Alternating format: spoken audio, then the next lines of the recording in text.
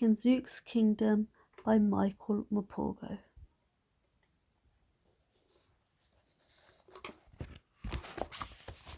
Today we will be reading from pages 127 to 130. Somehow I had to let them know it. As I struggled to bring the outrigger back to the island that afternoon, I was filled with a sudden powerful longing to see them again, to be with them.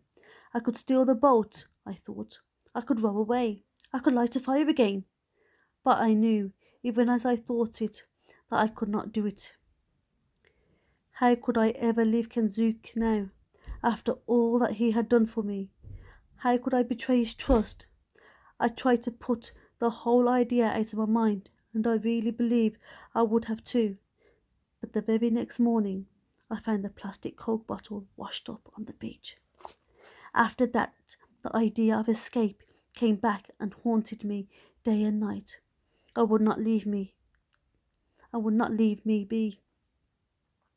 For some days I kept the Coke bottle buried underneath the sand, whilst I wrestled with my conscience, or rather justified what I wanted to do.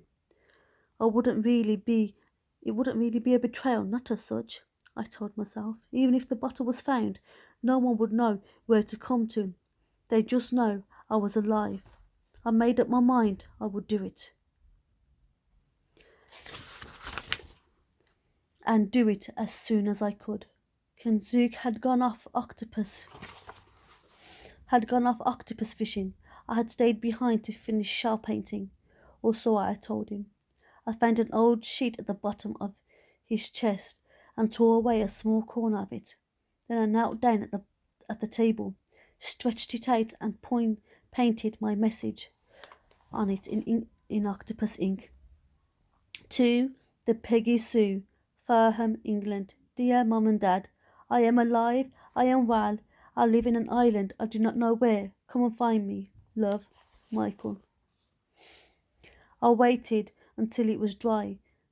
Then I rolled it up, dug my Coke bottle out of the sand, slipped in my message and screwed the top up tight. I made quite sure Kensuke was still intent on his fishing and set off.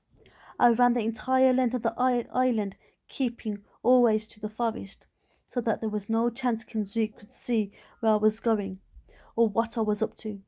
The gibbons hurled the accusations at me all the way, the entire forest cackling and screeching in condemnation. I just hoped Stella would not bark back at them, would not betray where I was. Fortunately, she didn't.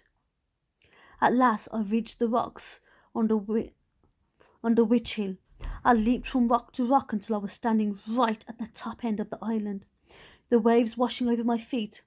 I looked round me. Stella was the only witness. I hurled the bottle as far out to sea as I possibly could. Then I stood and watched it as it bobbed away and out to sea. It was on its way. I didn't touch my fish soup that night. Kensuke thought I was ill. I could hardly talk to him. I couldn't look at him in the eye. I lay all night in deep torment, racking by my guilt, yet at the same time still hoping against hope that my bottle would be picked up. Kensuke and I were at our painting the next afternoon when Stella came paddling into the cave. She had the Coke bottle in her mouth.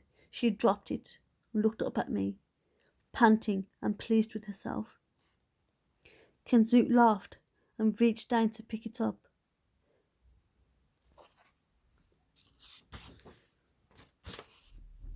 Kensuke laughed and reached down to pick it up. I think he was about to hand it to me when he noticed there was something inside it.